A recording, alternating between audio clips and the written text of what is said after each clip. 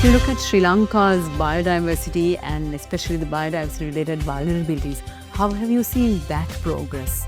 Being an island nation, we have a very high endemicity and also a diversity of ecological zones. We also have 8 times our territorial, our sea is 8 times the terrestrial environment that we have. So we have to be as conscious of our marine and coastal diversity as well as the terrestrial diversity that we boast of. So as such, we need to take a lot of action if we want to conserve what we already have. I think over the 10 years, like you say, we want to celebrate because I think the awareness has definitely increased. Way back, it was always a battle between environment and development.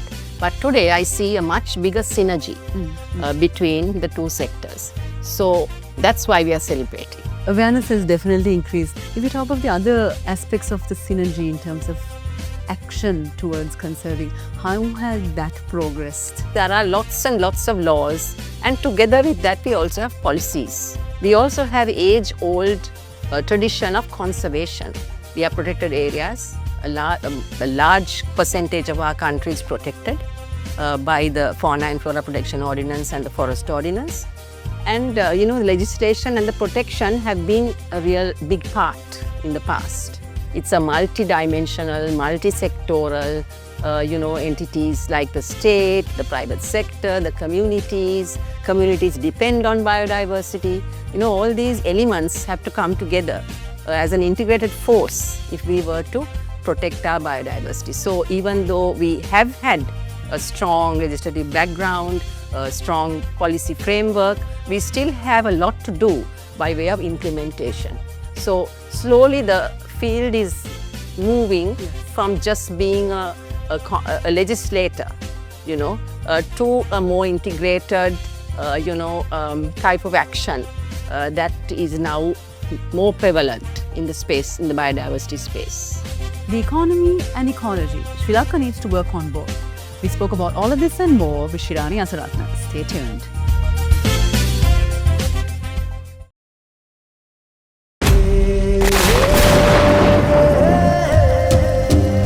When you have an ambition, trust your instincts, move forward. This is your moment to shape your future, to be independent, to strengthen yourself. Your time is now. Accelerate your progress, empowering your progress for a fulfilled life. Union Assurance. For 30 years, LMD has been the voice of business in Sri Lanka, capturing the pulse of the nation's corporate landscape through its iconic covers. Each cover tells a story, from the first edition in 1994 to the present day, narrating key moments, leaders and trends that have shaped Sri Lanka's business ecosystem. Over the years, LMD covers have featured thought leaders, business pioneers and game-changing innovations, reflecting the evolution of industries and the economy. As we celebrate 30 years, these covers represent more than just publications. They are a testament to LMD's legacy of excellence in business journalism and its unwavering commitment to being Sri Lanka's leading voice of business. LMD, Sri Lanka's voice of business, a legacy of 30 years.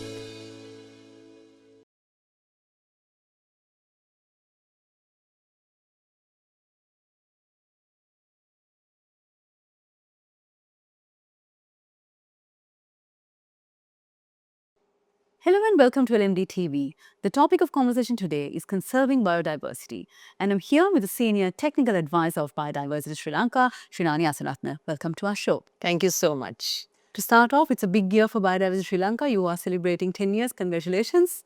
Thank you. And if I ask you, it's a decade of working with different parties. If you look at Sri Lanka's biodiversity and especially the biodiversity related vulnerabilities, how have you seen that progress? Well, I like to start by saying that we are blessed with an abundance of biodiversity. Being an island nation, we have a very high endemicity and also a diversity of ecological zones. So that brings to us a wide diversity which we need to conserve. We also have 8 times our territorial, our sea is 8 times the terrestrial environment that we have. So we have to be as conscious of our marine and coastal diversity as well as the terrestrial diversity that we boast of. But to answer your question, we are in a very vulnerable situation because we are one of the biodiversity hotspots. Now, when you say hotspot, it doesn't mean that it's a good thing really, because it means that we have a high biodiversity, but it's declining also at a very rapid rate. So as such, we need to take a lot of action if we want to conserve what we already have. So there are many challenges. One is, of course, human population. We are a very populous country. And as such, there is a lot of land use that is, degrading. And that alone puts a huge tab on what we have to do. We also have deforestation, again related to the population increase. And apart from that, one of the biggest threats we have is, of course, climate vulnerability. Because although we are not a country that actually emits a lot of carbon into the atmosphere, we are very vulnerable because our coastal communities, we also have highlands which are vulnerable to climate impacts. And we've been seeing it in terms of floods, in terms of droughts, in terms of surges, Unfairly, we're on the receiving end. Yeah, on the receiving end. So we need to get prepared for that. And with that, our diversity also takes a toll because species rely on certain ecosystems, on certain ecosystem values. So when these change, the biodiversity is also adversely affected.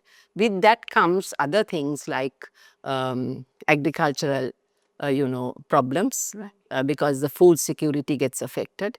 Because climate plays a huge role in agricultural pursuits. So altogether, we are in a rather difficult situation, and that's why I say that 10 years of working with the corporate sector on biodiversity conservation has been a challenge for us, because sometimes corporate sector may not understand the high value that biodiversity, plays in their work, in their businesses, and it is actually life.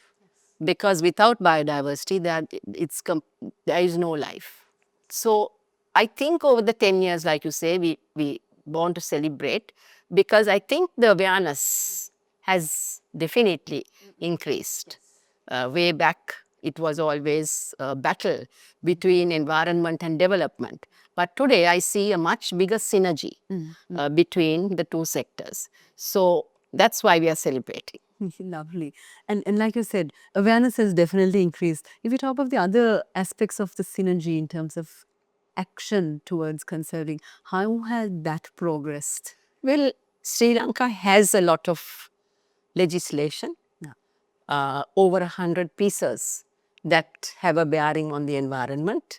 Some of the pieces are very old, like the Fauna and Flora Protection Ordinance, the Forest Conservation Act. These are very old from the British times. Then we also have other laws that have an impact on biodiversity, like coast conservation, geological survey, agriculture, all these things. There are lots and lots of laws. And together with that, we also have policies on biodiversity. We have been very strong in having legislation and policies with respect to biodiversity. We also have age-old tradition of conservation. We are protected areas. A large percentage of our country is protected by the Fauna and Flora Protection Ordinance and the Forest Ordinance. And, the legislation and the protection have been a real big part in the past. But today we find that that alone won't do. We need integrated action. Action from all stakeholders. So it's not only the state that needs, there's no one body that can look after the biodiversity of the country. It's a multi-dimensional, multi-sectoral, entities like the state, the private sector, the communities. Communities depend on biodiversity.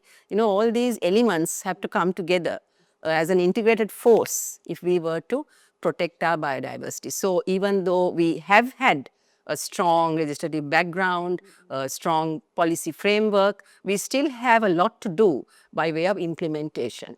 More recently, we have also been signatory to a lot of multilateral environmental conventions like the Convention on Biological Diversity, the United Nations Framework Convention on Climate Change, the Ramsar Convention. All these are biodiversity related. So since we have signed up for these, we also have added strength internationally so that we can use these, in the protection of our biodiversity. So slowly the field is moving from just being a legislator, to a more integrated, type of action that is now more prevalent in the space, in the biodiversity space. Then there is an optimistic place to be. Yeah, it is. It is. Shiran, I want to talk about the multi-sector collaborations, but before that, Sri Lanka, we are moving into, like you said, a more greener, more sustainable kind of economy. And in this journey, integrating biodiversity into national sustainability conversations, dialogues, agendas are very vital. How difficult or easy is it today? We have the legislation, yes, but integrating that into the dialogue, what would you say? I feel that a lot of entities now understand the importance of conserving biodiversity. And a lot of sectors also are understanding that without biodiversity and also its benefits, it's difficult to survive. Even communities, because they are really the custodians of some of the best biodiversity that we have. So they are realizing that a healthy ecosystem is better than having something that perhaps is degraded.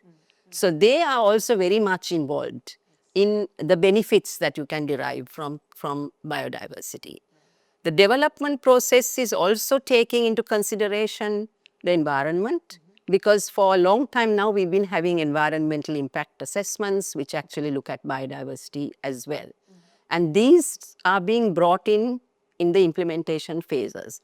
So most of it is now getting integrated into the development framework that Sri Lanka is pursuing. The most recent and most exciting thing is that the central bank has a green taxonomy. And all banks have to now look at the greening their portfolios, which is very exciting. And they are also expected to have a percentage of their loan portfolio on the green sector. No. So this means that the banks, the financial sector is also integrating and, as you say, greening the economy. So now the economists and the ecologists are talking at last. Earlier it was always a one-sided, conversation that went on. All the environmentalists used to have their own, lobby groups, and the economists were in a different, conversation. But now I find that there are environmental economists that are bringing in a lot of know-how and slowly integrating into the work. Now, I am someone who works a lot with the private sector, and that is a very important stakeholder. Because earlier, private sector was not recognized as an entity that could support conservation. It was always a suspicious approach that the state agencies took when private sector was sort of interested in doing something. But certain studies that had been undertaken showed that our state alone will not be able to fund all what we want in the biodiversity action plan that is there for Sri Lanka. And that the state funds will not actually, it's a huge deficit. So other sectors had to come in to support this transition. So private sector obviously was one. And since I work with the private sector, I know that there's huge investments that are being made by the private sector, not maybe in their own line of business. I mean, some companies, say plantations, for example, might work in coral reefs. Of course. And some other entity, which a bank may not be having a direct bearing on mangroves, but they would support mangrove conservation. So the main thing that I have seen is that companies are now becoming more and more aware of their own obligations, and they all have sustainable departments which actually look at their own portfolios, look at their own sort of operations, and looking at, making them more sustainable. So these transitions are very heartening for people like us who have been in this field for a very long time. And I feel it is in the right direction. Lovely. Very good path, I'm sure. Path is opening up. Opening up. Yeah. And Shiranee, would you say, I mean, we are also seeing private sector companies, they will do their own projects, but we're also seeing that there are multi-company, multi-sector collaborations happening. How important is That is really, really interesting because competitors are working with each other. Yes. I mean, you would never see that. Yeah. Collaborations between competition. Yeah. So we have sort of mooted working together. Actually, the impact is far more felt than if you were working alone. So there are projects that are multi-partner, multi-member, multi-sectoral, which actually work together on determining how those projects actually impact the national biodiversity agenda. So we have the Sustainable Development Goals which are being monitored. So life on earth, life on land, life under the sea. These are goals that we are contributing to. So every project that we do, we show the companies where they are contributing to Sri Lanka's national targets. And that is actually nice because now disclosure, biodiversity disclosure has also become very important because companies need to disclose their impact through GRI, through other means on their own work. So then they use these things they do to sort of report on the impacts that they are making on biodiversity. The only thing I can say is that companies are keen to invest. Yes. But our state sector has to also play their role because they need to come up with, say, for example, the degraded forests that need restoration. Yes.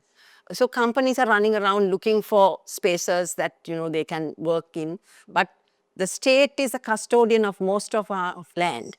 And if they don't show where these things should happen and maybe the science that should go into it, it's a little difficult for the companies to actually do it in a scientific way. So one of the things that now there are lots of agencies that support these companies like universities, platforms like Biodiversity Sri Lanka, the various entities are now available to support these companies to do science-based restoration, science-based, work. So that it's not just ad hoc, like, I think you may remember a time when there were tree planting campaigns and one-off things, and then, and even post the tsunami, you had a whole lot of mangrove, conservation that took place, which really was not of any consequence. It was not coordinated at all. So, those efforts are really not at all worthwhile, But today, the companies themselves have a lot of sustainability staff within their, organizations. Some of them have gone through business and environment degrees, which the University of Colombo and other universities are offering. So it's just not management-oriented staff that are in these places. There are people who can evaluate, who can monitor, who can give advice, So inside the companies themselves, there are people who understand how to look at this, and then they know where to reach out also if there is an issue. And we get a whole lot of resource people in these, universities and other places that are willing to support these companies. So if the state can, come up with the mangrove areas that need restoration, or the coral reefs that are needing some kind of, upliftment, it's easier for us. Exactly. It's much easier, and we won't be going to the wrong place and doing the wrong things, Because it's all investments. Yeah, it's all investments in the end. Yes. It's time now to take a very short break, but we'll soon be back to talk more about biodiversity.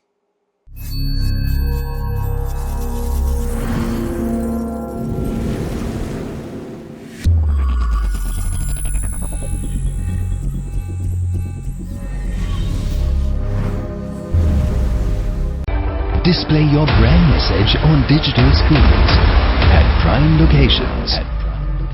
The largest digital advertising network in Sri Lanka. Emerging Media.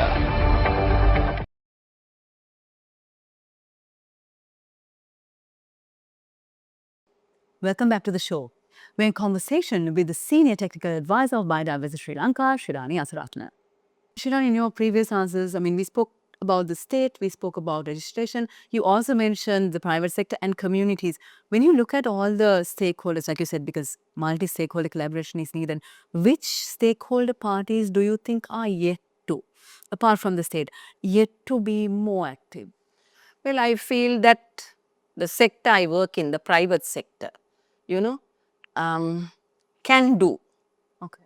a lot more, Okay. if they can, look at this in a rational way. Yeah. I'm not speaking so much about the SME sector. Right. Because, post the economic crisis, post-COVID, most of these SMEs, are still recovering. And for them, sustainability is important, but making it a business case may not be. So, we have a little more work to do to make these companies more aware of the benefits of being sustainable. And now today, tourism is booming in Sri Lanka. So we have a lot of SMEs who have are working in tourism, like, say, homestays or jeep drivers or, any associations and things like that. So they need a little more training or awareness on the necessity of becoming sustainable. Because, you see so much of, when you go to these high biodiverse but most trodden areas like Yala, for example, you can see the unsustainable operations that take place in places like that. In Sri Lanka, you get a lot of untrodden areas that are still very high in biodiversity. So some of this traffic can easily be moved into that. to those places, and we can build, homestays and things around those places so that we can deviate the traffic from, places that are highly unsustainable. So, there's a little bit of thinking that needs to go into this. And if we can, encourage the private sector and the small and medium enterprises to sort of work together, the supply chain, the value chain, is so important. And if we can work a little bit more on that line, I think it will be very useful for us. And I think it comes back to the point that you raised about the state playing a role Yeah, as well in yes, like bringing yes. all the parties Yeah. together. So when the country becomes more economically, stable, it becomes easier for us, Of course. So. It's much easier to get people to think about these things. It's been such an insightful conversation, Shiranee, but we're sadly closing in. If I finish off with this question, you mentioned community, and these are not just communities that live near coastal areas, for example, but Sri Lanka as a whole. What can the public do? What should the public do? Public have a huge role to play because even a small thing you do can have a huge impact. So we mustn't think that not using a plastic bottle and bringing our own glass bottle is a small thing. It is something that can really make a big difference. So I think the general public and the communities that we work with have a huge role to play in supporting the government, the other sectors to actually work on, environmental sustainability. Now, I only wish that communities can also be benefited in some way. Like, if we have the ability to get carbon credits, for example, when we restore a mangrove, and give a portion of what we earn to communities, like benefit sharing, then you get people incentivized. So these things take a long time to operationalize in Sri Lanka, unfortunately. So innovative financial mechanisms are very important. Now, I can see a lot of private sector companies doing a lot of activities on the environment, but mostly it's hugely voluntary. So if they can be incentivized in some way, by way of bio credits, or by way of carbon credits, plastic credits, or payment for ecosystem services, these kinds of things are innovative mechanisms, financial mechanisms that can also support the work that the private sector does. So I think one of the emerging fields is that companies should be given some incentivization for the work that they do, and most of them work in state forests, in state declared areas, and without actually bothering whether they get a benefit from it or not. It's like a charity. Yeah, it's like a charity, So therefore, I think it's good if the state can think of, at least encouraging and incentivizing, promoting, because then we can bring all sectors together to work beneficially towards conserving our environment. A lot has been done and a lot more to do. A lot has been done, a lot more to do. And but of course, I'm always a very positive, optimistic person, and I see a huge change in the way people are looking at things. Of course, we have to switch trends a lot more.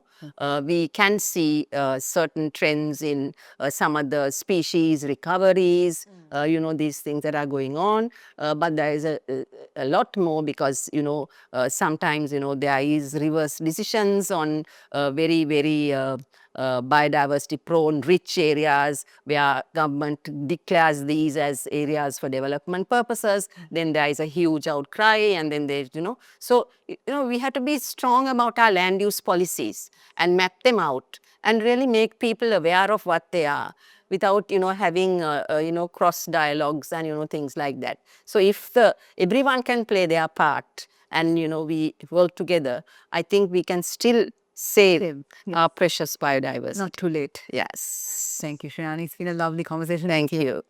We've been in conversation with the Senior Technical Advisor of Biodiversity Sri Lanka, Shiranee Yasaratne. Thank you very much for all your insights. Thank you so much. And thank you to all our viewers for joining us. Until next time, take care. Don't forget to subscribe to our YouTube channel and follow us on Facebook, LinkedIn, Instagram and X. Thank you for watching and stay safe.